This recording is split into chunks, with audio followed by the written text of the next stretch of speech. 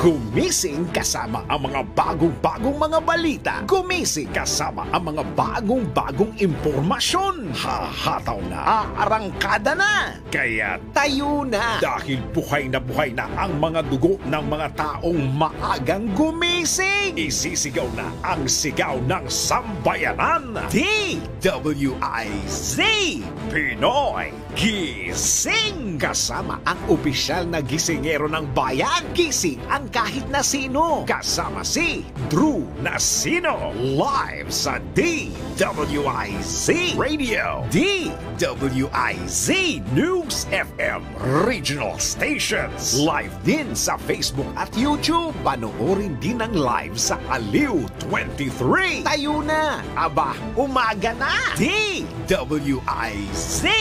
Pinoy Gising. Pinoy Gising. Sa magandang morning Luzon, Visayas, Mindanao, Mega Manila at sa buong mundo, kayo po ay nakatutok, nakikinig, nanonood sa pamamagitan po ng ating pong ipila may todong lakas, DWIZ 882 at Aliw Channel 23 ngayong araw po na ito ng Lunes. Ngayon po ay Enero 29, taong 2024. Silipin na po natin ang mga nanggigising na mga headlines. Pinoy Gising. Panibagong oil price hike as usual, aarangkada na bukas. Libo-libong taga-suporta ni Pangulong Ferdinand Marcos Jr. dumagsa sa Bagong Pilipinas Rally. Prayer rally naman kontra People's Initiative o PI, idinao sa Davao City. Sa gitna ng epekto ng El Niño phenomenon, mga lugar na nakararanas ng tagtuyot posibleng madagdagan pa. Mayorya ng mga Pilipino inaalala ang kalusugan ayon sa Okta Survey. At mahigit 60,000 toneladang basura sa bansa galing sa Metro Manila ayon sa DILG. Kasama ang opisyal na gisingero ng bayan. Gising ang kahit na sino. Kasama si Drew Nasino. DWIZ Pinoy Gising. Pinoy Gising. Sa oras na 3 sandali makalipas ang ikaapat ng morning, Drew Nasino po nyo makakasama hanggang alas 5 po tayo ng Pinoy Gising. Pinoy Gising. At sa detalye ka ng mga nambubula, bugat ng gigising na mga balita sa hindi ho kagandahang umaga. Ngayon pong araw na ito dahil big time oil price hike ang aasahan, ang sasalubong sa mga motorista bukas. Araw po yan ng Martes. Asahan na po ang 2 piso at 50 sentimos hanggang 2 pesos at 80 sentimos na dagdag presyo sa kada litro ng gasolina. Kalaki niya na. Abang piso hanggang piso at 30 sentimos ang taas presyo sa kada litro ng diesel. At inaasahan din ang price hike sa kada litro ng kerosino gaasa. Abot po yan ng 40 hanggang 60 sentimos kada litro. Pinoy Gising. At ang dinadahilan nga po ng Department of Energy dyan po sa pagsirit, big time price increase, ay nagaganap nga pong tensyon, yung kaguluhan dyan po sa Middle East, particular po dyan sa Red Sea, kung saan ilang pong mga oil tanker ang hinaharang, kinugubgob ng mga rebelding Houthi mula po sa Yemen. Samantala, tutulungan ng Department of Labor and Employment ang mga tsuper na maapektuhan ng Public Utility Modernization Program. Ito ang tiniyak kagawaran kung saan binigyan din nito na maaaring dumulog sa kanila ang mga driver na apektado ng nasabing programa upang mabigyan ng pangkabuhayan. Ayon kay DOLE Undersecretary Benjo Benavides, maaari ring lumapit ang mga driver sa LTFRB at upang mabigyan sila ng referral sa DOLE. Kabilang ang skills development at pagtatayo ng negosyo sa mga programang posibleng ibigay ng panibagong trabaho sa mga nabanggit na driver. Pinoy Gising. Sa iba pang tampok na balita, nagbitaw ng mga pangako ang ilang ahensya ng gobyerno sa naganap na bagong Pilipinas kick-off rally ng Administrasyong Marcos. Kagabi po yan sa may Quirino Grandstand sa Maynila. At tiniyak ng Department of Transportation na ipatutupad na ang PUV Modernization Program sa ilalim ng bagong Pilipinas. Tiniyak din o siniguro rin ng DOTR na nakalinya na o natatapusin na ang mga nakalinyang proyekto ng ahensya. Pinangako naman ng Department of Agrarian Reform na daragdagan pa nila mga ipamamahaging lupa at titulo para sa mga magsasaka. Habang isusulong naman ng Department of Environment and Natural Resources ang science-based na pangangalaga sa kapaligiran. Problema rin yan, generally peaceful naman ang isinagawang bagong Pilipinas kick-off rally. Diyan yan sa Quirino Grandstand sa Maynila. Ito ang kinumpirma ni PNP spokesperson Colonel Jean Fardo at saan wala silang naitalang untoward incidents. Ayon kay Colonel Fardo, may ilang individual lamang ang binigyan ng medical attention dahil sa pagkahilo. Dahil napakarami po ng tao dyan kagabi. Aabot sa halos 3,600 pulis ang ipinakalat sa Quirino Grandstand kung saan umabot sa 400,000 ang dumalo sa nasabi pong aktibidad. Kaya po nagkanda traffic po pero yung iba ay meron naman po kasi mga kalsadang isinara pero meron din naman mga alternatibong mga lansangan na dinaanan. Pinangunahan ang aktibidad ni Pangulong Ferdinand Marcos Jr. at ilang matataas na opisyal ng pamahalaan ay presente. Pinoy Gising! Higit pa, dumoble pa sa inaasahang 200,000 ang dumalo sa ginanap na bagong Pilipinas kick-off rally sa Quirino Grandstand sa Maynila. Nung una po kasi 200,000 ang inaasahan ng Philippine National Police.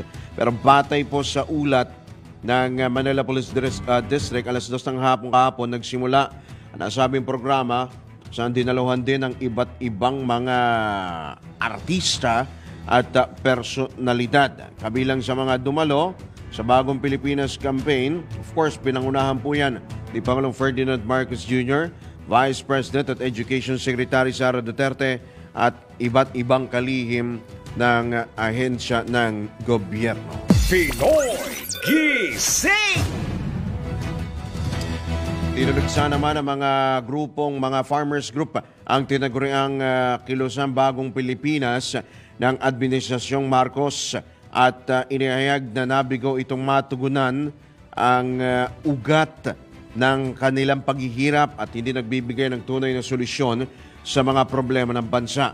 Kamakailan lang o kagabi ay isinagawa ang rally sa Quirino Grandstand sa Maynila saan inilunsad nga ang bagong Pilipinas branding na nagsimula pa noong 2023. Tinawag naman ng gobyerno ang nasabing event bilang makasaysayang pagsasama-sama may layuning magbigay ng pag-asa at inspirasyon na makilahok sa pagpapaganda ng bansa sa pamagitan ng pagkakaisa. Pinoy Gising! Nilinaw naman ni Pangulong Ferdinand Marcos Jr. na walang hidden agenda sa bagong Pilipinas kick-off rally. Ayon kay Pangulong Marcos, layunin ng aktibidad na maibalik muli ang tiwala ng taong bayan sa gobyerno kaya dapat ipakita pamahalaan ng mga nararapat na gawin hindi sa pamamagitan ng salita kundi sa gawa. Dapat din anyang ipamala sa mga mamamayan ang isang plano at blueprint kung ano ang mga gagawin ng gobyerno. Iginit pa ni PBBM na ang bagong Pilipinas ay hindi lamang slogan o sticker kundi maglalatag ng mga mithiin na dapat makamtan upang makamit ang kinabukasan para sa bayan. Pinoy Gising! O yung mga dumalo po dyan kagabi, mga katodos, actually, nagkataon po mukhang may piyesta kahapon dyan sa may bahagi po ng Pasay kaya medyo meron po kasing event dyan po sa may CCP complex kaya't nagkataon And marami pong tao dyan kagabi. So mga dumalo po dyan, ito mabangwit lang natin, maidagdag lang natin. Yung mga artist po na nag-perform, sina Andrew E., sina Jose Manalo, Wally Bayola, Rita Daniela, Aegis, pati si Ronnie Liang, Agsunta, pati yung rapper po na Skaz Sakli, Ken Chan, star-studded din po, Geneva Cruz, Florante, Pletora, Fort Impact, international ito si Poppert Bernadas, Julia Serad, Princess Vire. Andyan din po, dumalo po sila sa concert po ng Bagong Pilipinas Kick-Off Rally kahapon. Alas 2 po nagsimula ng hapon at dinagsa po yan ng 400,000 katao. Natataon naman na mayroon palang aktibidad dyan pala sa may CCP Complex. Pinoy Gising! Kadikit. Oo. Kaya medyo natagalan yung mga motorista dyan po sa may bahagi po ng Rojas Boulevard kagabi. At bukod po sa Metro Manila, bukod po sa kick-off rally ng Bagong Pilipinas, nagtipon-tipon naman ang ilang opisyal ng lokal na pamahalaan at mga taga-suporta ni dating Pangulong Rodrigo Duterte sa forum at prayer rally naman ito sa Davao City. Ito'y bilang pagtutol naman sa People's Initiative o PI na layuning amyendahan ang saligang batas. Kabilang sa mga dumalo sa protesta, sina dating Presidential Spokesman Harry Roque, dating Cabinet Secretary Leoncio Jun Evasco Jr., at dating Executive Secretary Vic Rodriguez. Nakiisa rin si Vice President Sara Duterte sa pagtitipon kontra People's Initiative. Pero kagabi po ay dumalo siya sa Bagong Pilipinas Kick-Off Rally at dyan po yan sa Maynila. Pinoy Gising!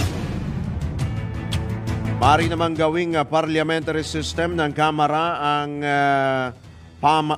pamahalaan kung magtagumpay ang People's Initiative para amyendahan ang saligang batas. Ito ang paniwala ni dating Supreme Court Associate Justice Antonio Carpio kaugnay sa pinag-uusapang charter change. Iginit ng dating maestrado na walang magagawa ang 24 na senador kung ang 24 na senador hinggil dito. Idinagdag pa ni Carpio na magre-resulta lamang sa constitutional crisis ang PI upang isulang ang tsatsya dahil maaring buwagin o tanggalin ng Kamara ang Senado. Ganun, matatadang kabilang sa panukala sa PI ang pagboto ng Senado at Kamara na magkasama sa halip na magkahiwalay. Pinoy Gising! Kaugnay pa rin po niyan, kumpiyansa ang dating House Committee on Constitutional Amendments Chairman na papasa sa kwestyong legal ang isinusulong na People's Initiative o PI.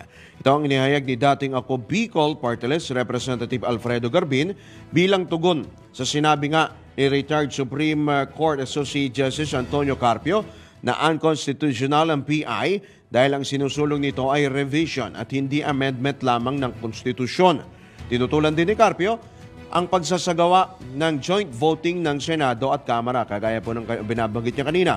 Kinontra naman ni Garbin ang pahayag ng dating maestrado at ipinuntong hindi lamang mga mambabatas, kundi mga constituent na ang mga miyembro ng Kongreso kapag umupo sa Constituent Assembly o CONAS at hindi na pagbalangkas ng mga batas ang kanilang magiging mandato.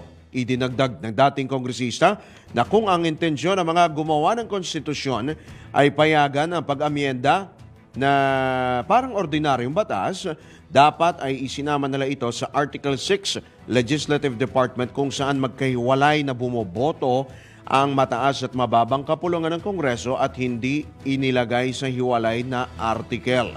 So usapin ng revision o amendments, ang gagawin sa isinusulong na People's Initiative, sinabi ni Garbin na isang pangungusap lamang ang nais baguhin sa itinutulak na pagbabago. Para kay Garbin, hindi totoo na magugulo ang checks and balance sa gobyerno kapag bumoto ng magkasama sa CONAS ang Senado at Kamara dahil gagawin ito para lamang sa pagbabago ng konstitusyon at hindi sa paggawa ng batas. Pinoy Gising! Kaugnay pa rin yan, maaring gawing parliamentary system ng Kamara ang pamahalaan kung magtagumpay ang People's Initiative na layuning amyenda ng 1987 Constitution. At para naman kay NED Secretary Arsenio Balisacan ay napapanahon na ang pag-amyenda nga sa economic provisions ng saligang batas. Yan po ang paniwala ng National Economic and Development Authority sa usapin nga po ng Charter Change o CHATCHA. Dapat anyang tanggalin na ang mga restrictive o mahigpit na economic provisions ng 1987 Constitution. Kabilang na po dyan ang limitasyon sa foreign investment. Naniniwala rin si Secretary Balisacan dapat nang magkasundo sa lalong madaling panahon ang Kongreso sa pag-amyenda sa economic provisions ng CHATCHA. Pinoy Gising! Sa iba pang tampok na balita, ramdam na ang tagtuyot sa iba't ibang probinsya na tinukoy ng National Disaster Risk Reduction and Management Council sa gitna nga ng epekto ng El Niño phenomenon. Sa Naik, Cavite, 13 sako lamang ang inaning palay sa 1 ektaryang sakahan. Ba yung konti nun? At nagkabitak-bitak na rin ang lupa dahil sa kakulangan ng tubig. Natutuyo naman ang mga lupa natutuyo naman sa ilang balon sa Sarat, Ilocos Norte. Kaya ang ilang residente kumukuha na lang ng tubig sa ilog at bumibili ng purified water. Kaya mas mahal yon. Sa Santa Ana, Cagayan, kaunti na lang ang mga nahuhuling isda sapagkat lumalangoy na mga ito sa mas malalim na bahagi ng dagat. Pamala ng NDRRMC, posibleng madagdagan pa ang mga lugar na nakararanas ng tagtuyot kung hindi pa rin uulan. Pinoy Gising! Update naman po sa Angat Dam, bumaba sa 211.68 meters ang level ng tubig sa nasabing dam sa gitna nga ng nararanasang El Niño phenomenon. Ayon sa Pag-asa Hydrometeorology Division, bumaba sa below 212 meters na, below normal na ang level ng tubig sa nasabing water reservoir. Mula alas 6 ng umaga kahapon, nabawasan ng 0.14 meters ang water level sa dam. Ay tala rin o bumaba rin ang antas ng tubig sa ilang dam sa Luzon. At batay nga sa monitoring ng nasabing Pag-asa Department, bumaba sa 98.0 meters ang water level ng dam sa Bulacan kumpara sa normal high water level nito na 101 meters. Ito siguro yung Ipo Dam. Una nang inihayag ni Division Manager Patrick Dizon ng MWSS na batay sa kanilang projection noong nakarang buwan, maaaring umabot sa 178 meters ang level ng tubig ng Angat Dam sa katapusan ng Mayo. Pinoy Gising! Samantala, naniniwala naman ang DENR na solusyon sa kakulangan ng access o pagkakaroon ng malinis na inuming tubig sa bansa ang science-informed decision-making o yung nakabatay sa siyensya. Ayon kay DENR Secretary Maria Antonia Yulo Loizaga, kailangan ng 250 bilyong piso para mabigyan ng malinis na tubig. Kailangan ng dagdag pondo para sa malinis na tubig ang nasa 40 milyong katao sa bansa. Tigyang din pa ng kalihim ang kahalagaan ng pakikipagtulungan ng mga LGU at national government para po mapanatili ang malinis na tubig. Pinoy Gising! Sa iba pa rin balita, nananatiling pangunahing alalahanin ng mga Pilipino ang kalusugan. Ito'y batay sa pinakabagong survey ng Okta Research. Saan lumabas sa 71% ng mga respondent Ang sabing kanilang inaalala ang kanilang kalusugan, pagiging malusog at pag-iwas sa mga sakit kumpara sa 65% ng mga Pilipino noong Oktubre 2023. 50% naman na nagsabing inaalala nila ang pagkain ng sapat araw-araw kaysa sa 45% noong nakaraang survey ng Okta. 47% naman ang nagsabing inaalala ang pagkakaroon ng magandang trabaho, habang 44% ang nagsabing edukasyon. Nagawa ang survey noong Disyembre 10 hanggang 14 sa 1,200 respondents. Pinoy Gising! Sa pagkakataon ito, tanggap po tayo ng ilang mga pag-uulat mula sa labas ng impilan. DWIZ Patrol Report. Inilargang kick-off rally ng Bagong Pilipinas sa makapagpapaangat umano ng buhay ng mga Pilipino ayon sa isang kongresista. Sino yan? Patrol 11, Tina Nolasco. Iginiit ni House Deputy Minority Leader at ACT Teachers Party List Representative Franz Castro na ang oras at effort na ginamit sa ikanasang Bagong Pilipinas Kick-Off Rally ay dapat na makatulong upang mapaangat ang buhay ng mga Pilipino at hindi lamang para mapabango ang kasalukuyang administrasyon. Ito ang reaksyon ng kongresista sa isinagawang Kick-Off Rally na layong manawagan ng pagkakaisa at pagtulungan tungo sa igaunlad ng bansa. Git ni Castro, dahil kung hindi niya magpapababa ito sa mga presyo ng bilihin o magkakaroon ng 20 pesos na bigas, taas sahod sa mga guro at kawani, mag-resolba sa problema ng Pilipinas, mas mainamaan niyang wag na lamang pag-aksaya ng panahon dahil baka magamit pa niya ito sa charter change. Ito si Patrol 11, Tina Nolasco para sa impilang may todong lakas ni WIZ, nagbabalita ng tama, nagilingkod ng tama. Kapag may bagong balita, naka-on air, agad-agad, DWIZ Patrol Report. Samantala, tanggap naman tayo ng report mula sa probinsya. Ronda Probinsya. Police report ihatid ni Manong Ronald Idol Cabsat Domingo. Arestado ang isang most wanted person dahil sa 3 bilang ng kasong rape by sexual assault sa isinagawang operasyon ng mga Cagayano Cops. Ayon sa paunang ulat na aresto ng pinagsamang operasyon ng otoridad na pinangungunahan ng Sulana Police Station kasama ang Provincial Intelligence Unit, ang suspect na si alias Aris, 32 years old, may asawa, isang magsasaka at presidente ng barangay Padul, Sulana, Cagayan dahil sa bisa ng warrant of arrest na inisyo ni Honorable Dennis Agustin Mendoza, acting presiding judge ng Regional Trial Court 2nd Judicial Region Branch 4, Tuguegarao City, Cagayan dahil sa kasong rape by sexual assault na may irekomendang piyansa nagkakalaga ng 200,000 pesos sa bawat bilang ng kaso. Sa ngayon, ang suspect ay nasa pansamantalang kustodya ng Sulana Police Station para sa dokumentasyon at tamang disposisyon. Ito ang Ronda Patrol, Ronald Idol Domingo, nag-uulat, pasimpilang may tudong lakas, DWIC, nagbabalita ng tama, naglilingkod ng tama. Pinoy Gising! Alright, ako, yung mga kababayan pala natin dyan kahagabi sa may Quirino Grandstand sa lungsod ng Maynila. Inabot pala talaga sila noon ng pamorningan. Karami po ng mga tao, may mga nagpaiwan pa pala, ano? Diyan po sa isinagawang Bagong Pilipinas kick-off rally sa... doon pa pala, nagkataon pa. Marami ho nang naglakad. Sige, mamaya hingi po tayo ng update. Subukan po natin makakuha po ng detalye kaugnay po dyan assessment sa isinagawa po ng kick-off rally ng Bagong Pilipinas sa pangunguna po ni Pangulong Bongbong Marcos. At kung inyo pong napansin sa mga dumaan po dyan ay nagpatay po sila ng signal, cellphone signals, yung internet signal. At nadaan din ako kagabi dyan, na-traffic tayo kagabi.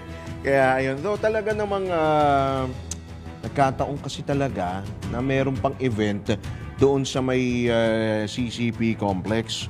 Oo, mga kabsat. Yan po, pinakikita po natin ang video po ng Bagong Pilipinas kick-off rally.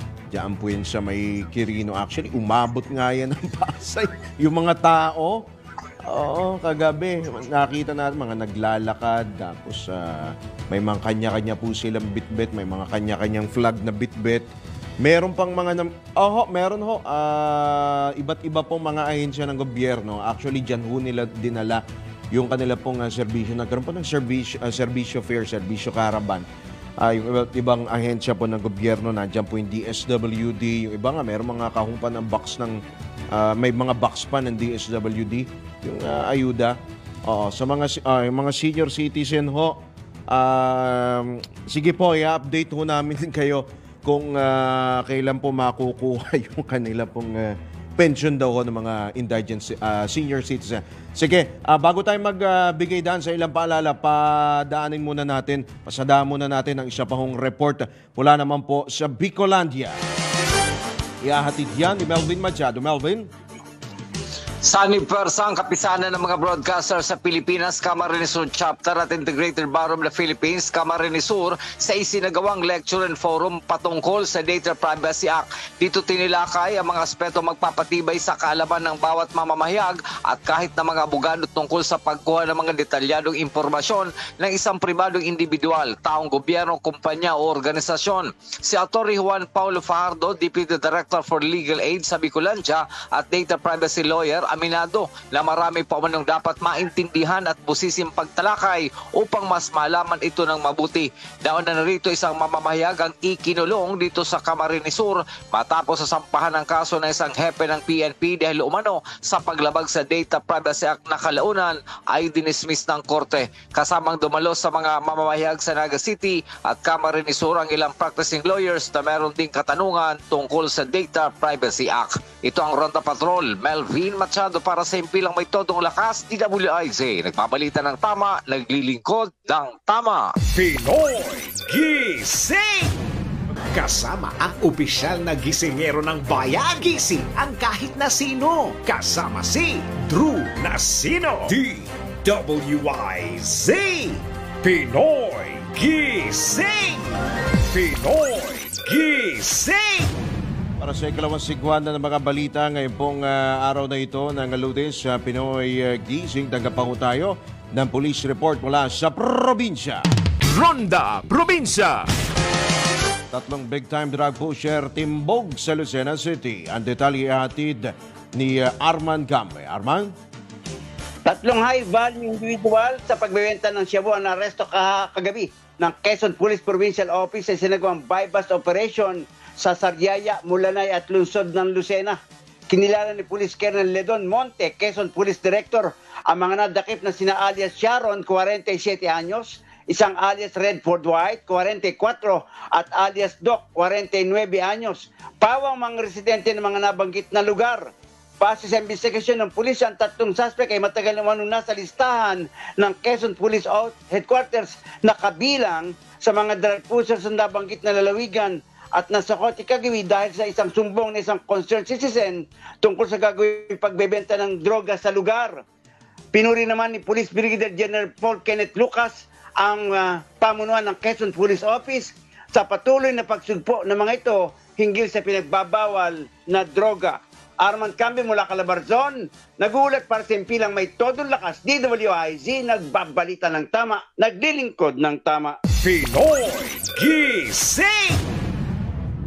Samantala, sa iba pa ring paksa ng mga balita, epidemic na. May tuturing na pong epidemya ang paggamit ng vape sa Pilipinas. Ito ang paniwala ng dating advisor ng Department of Health at Health Reform Advocate si Dr. Tony Liachon, kung saan kanyang binigyang diin na malawak ang pamamahagi ng e-cigarette sa bansa. Idinagdag pa ni Dr. Liachon na batay sa tala ng DOH, nasa 12% hanggang 15% na mga kabataan ang gumagamit nito.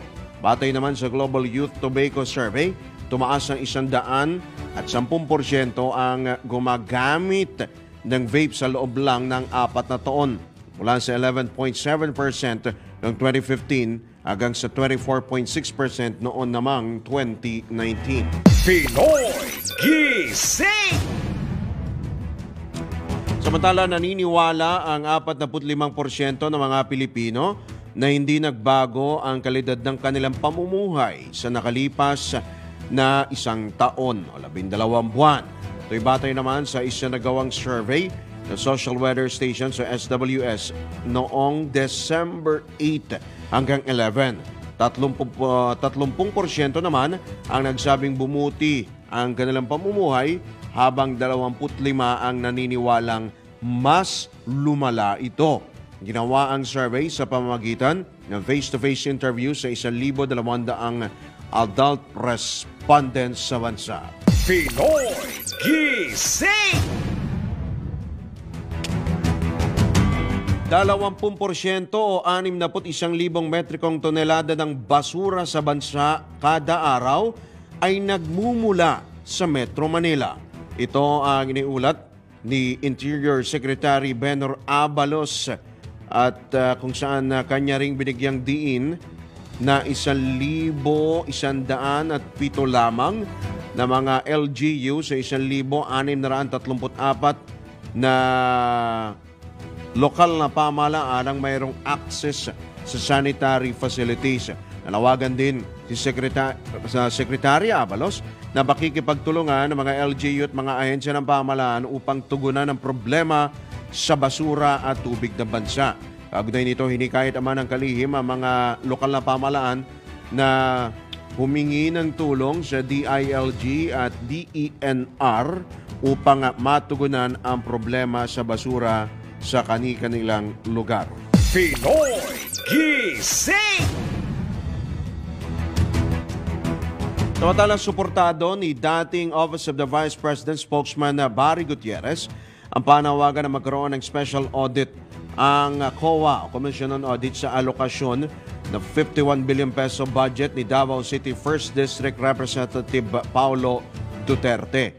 Na-alarma rin si Gutierrez sa malaking alokasyon sa anak ni dating Pangulong Rodrigo Duterte noong 2020 hanggang 2022. Iginiit pa ng dating akbayan na representative na mas malaki ang alokasyon sa distrito ni Congressman Pulong noong 2021 kumpara sa initial na budget para matugunan ang pandemya noong 2020 na nasa 27 billion pesos lamang. Idinagdag pa ni Gutierrez na mas mataas din ito kumpara sa budget ng Department of Human Settlements and Urban Development noong 2020 na 7 billion pesos lamang. Pinoy Gising!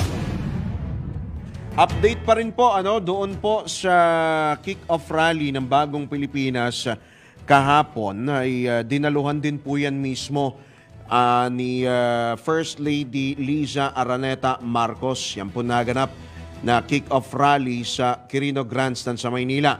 Sa ginawang talumpati ni Pangulong Bongbong Marcos, inihayag nitong dapat maibalik ang tiwala ng bawat Pilipino na kayang magsulong ng bansa. Binigyang din pa ni PBBM na hindi lamang basta slogan ang Bagong Pilipinas, kundi layunin din nito na maglatag ng mga mithiin na dapat makamtan para sa kinabukasan ng bayan. At ito pa, makinig ho kayo walang puwang ang tamad at makupad sa pamahalaan. Yan din po ang binigyang diin ni Pangulong Marcos sa kanyang talumpati diyan po sa naganap nga po na aktibidad kagabi. Ayon kay PBBM, dapat magsilbing mabuting halimbawa ang mga kawani ng pamahalaan para sa taong bayan. Bukod dito, dapat din anyang mabilis na matapos ang mga serbisyo, programa at deadline sa itinakdang panahon ng pamahalaan. Gayun din, bawal din, ito makinig po kayo, ang mga pang-aapi at naghahari-harian at higit sa lahat, hindi daw ho dapat pahirapan ang taong bayan. Ito pa ang dinagdag po ng Pangulo, ang kanya pong mahigpit na tagubilin sa mga empleyado po ng pamahalaan na hindi ho ito NBI, nako bawal ito Bawal ang palitan na ang sungit ng ngiti. Bawal daw po ang nakasimangot at bawal ang hindi tapat at bawal din ang nangungulimbat. Pinoy Gising!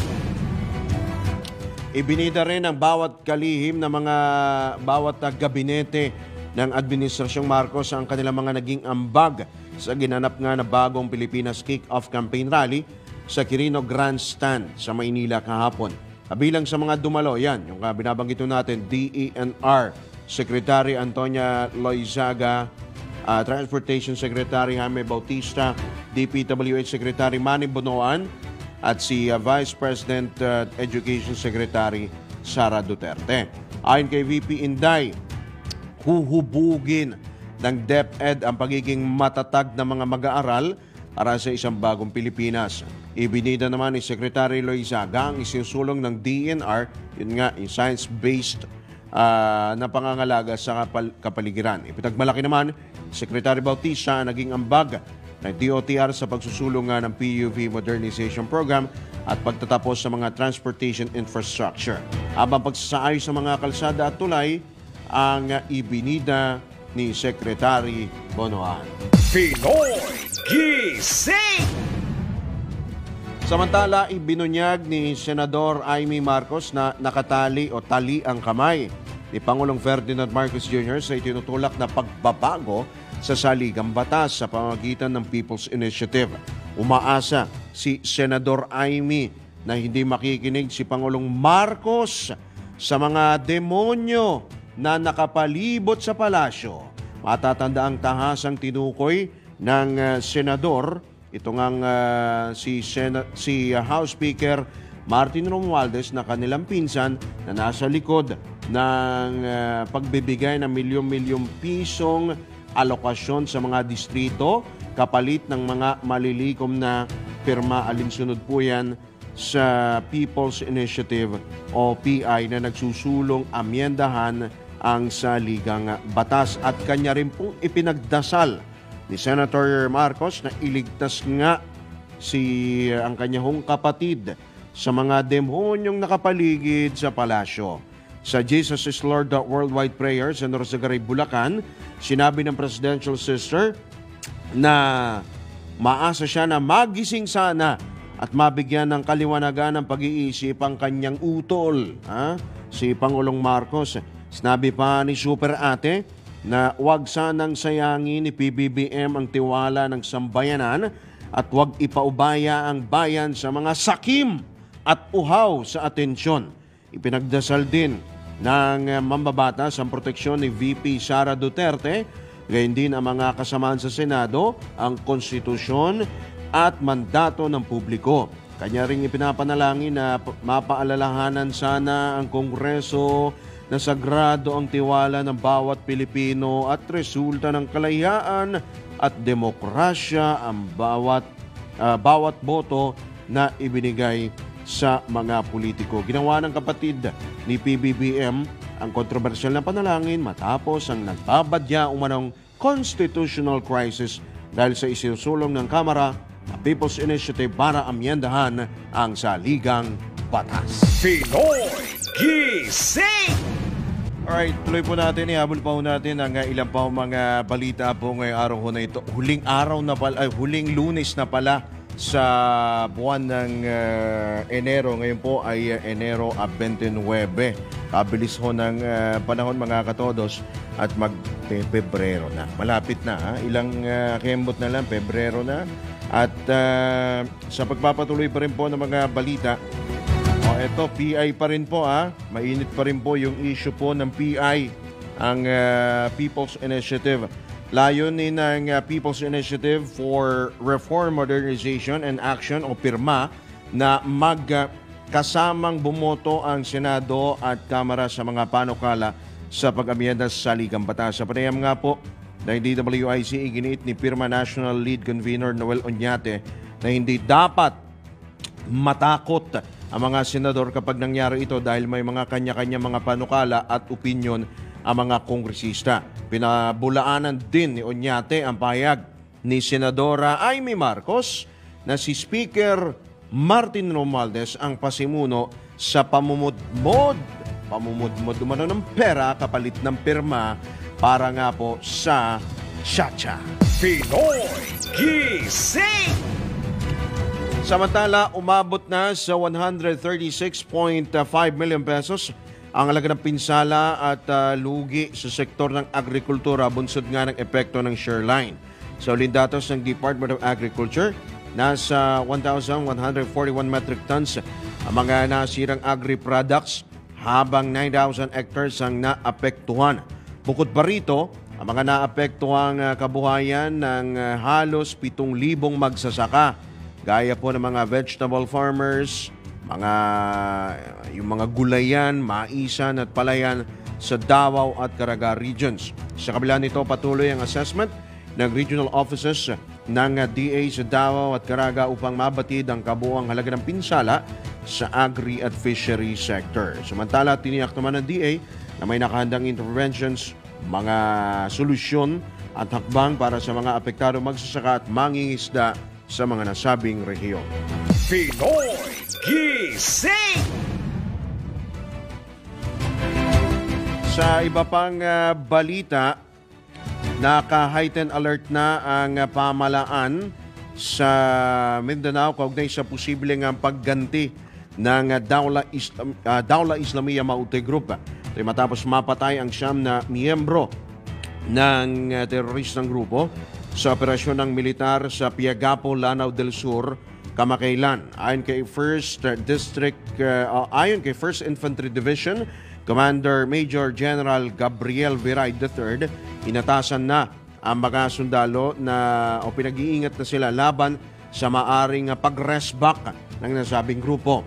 Nagpapatuloy niya ang pagtugis sa iba pang mga miyembro ng Dawla Islamiyah. Yung mga napatay daw po, ito po yung itinuturo, siyam na napatay ay ang itinuturong mga nasa likod o suspect sa pambobomba sa MSU o sa Marawi State University na ikinasawi po ng mahigit 10 katao noong isang taon.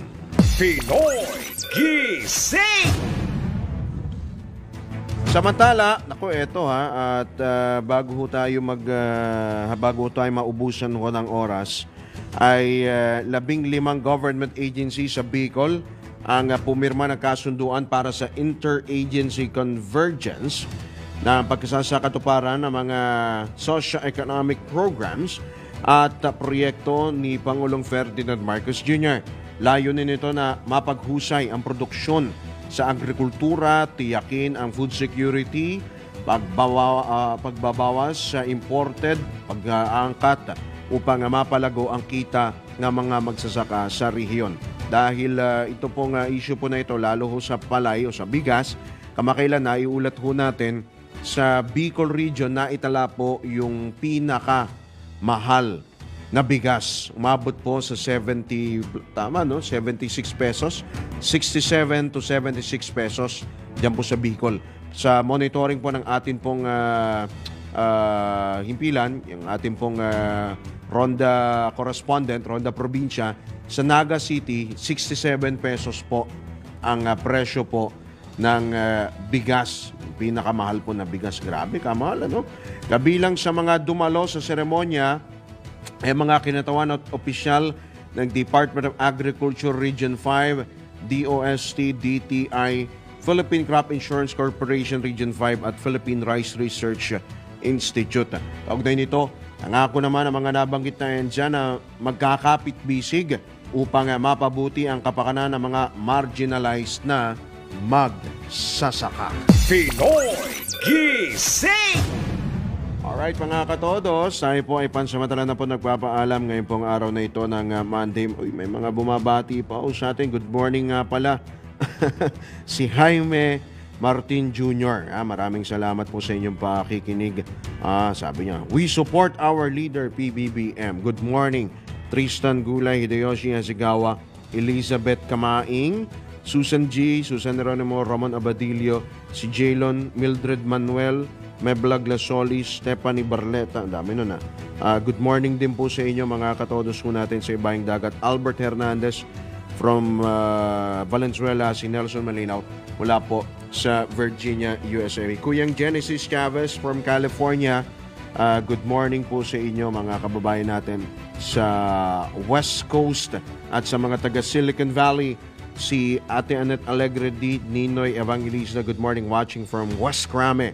Si Eric Gersho, good morning sa inyo dyan. Marami kayong balita today. Ang daming, opo, napakarami pong ganap at marami pa hong inaasahang magaganap. Mga aktibidad, kaliwat kanan pong mga aktibidad. Alright, sige, bago namin ho kayo bitawan, eto pa, sadahan muna natin ang isa pong patama quote for the day. Matutong makontento sa mga gamit na mayroon ka. Karamihan sa maluluho, hindi masaya. Hindi nga. Yan po ang ating patama quote for the day. Alright? Maraming salamat nga pala sa ating pong mga nakasama sa News Center at sa atin pong mga suking tagus-baybay sa mga hindi natin nabate. Alam nyo na kung sino kayo. Maraming salamat din po sa atin pong ama ng impilan, of course, Boss Edgar A. Cabangon.